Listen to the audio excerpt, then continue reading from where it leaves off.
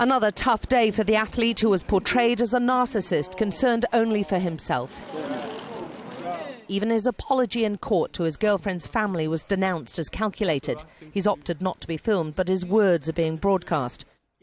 If you were wanting to do it, why would you create a spectacle in court, in the public domain, in the public eye, apologise and not in private? Why would you do that?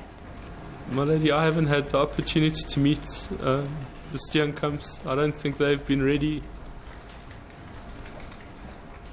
So I've been struggling to...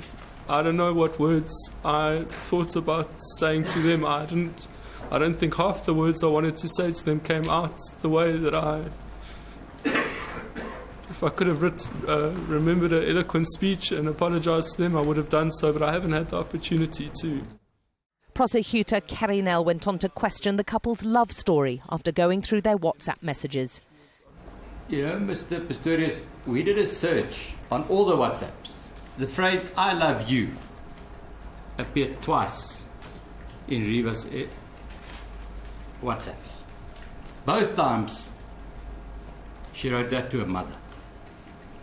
Never to you, and you never to her. Am I right? That's correct, my lady. I never got the opportunity to tell Reeva that I loved her. Reeva Steenkamp's mother, June, has told reporters she was unmoved by the runner's very public apology. The witness box can be the loneliest place in the world, according to those who've been in it. And Oscar Pistorius sat here on his own as he was denounced as a selfish, calculating, controlling liar who, according to the prosecution, had fashioned his defence and was changing his version even as he was being cross-examined.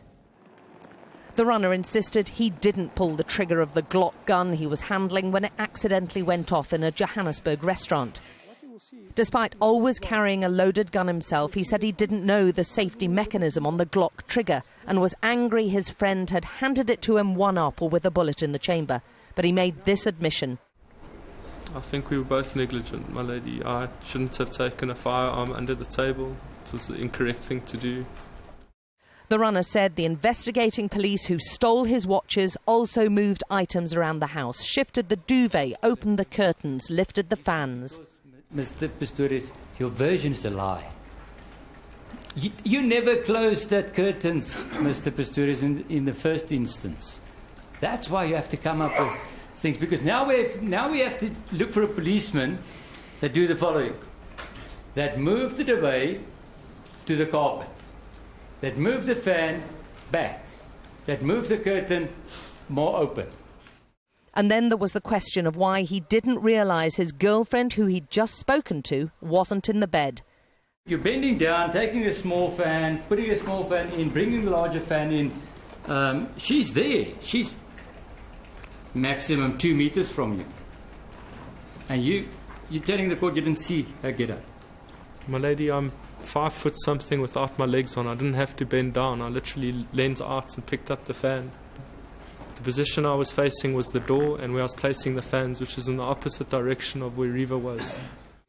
Even his defence counsel, Barry Rue, was blamed 3 times for misinterpreting his version or just plain getting it wrong.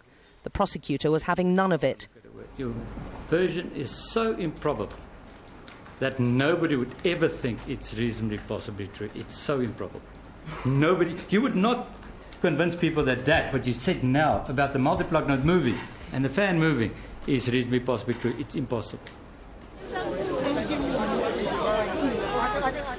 The athlete denies all the charges against him and says he shot his girlfriend by accident, and he'll face the dogged prosecutor again in the morning.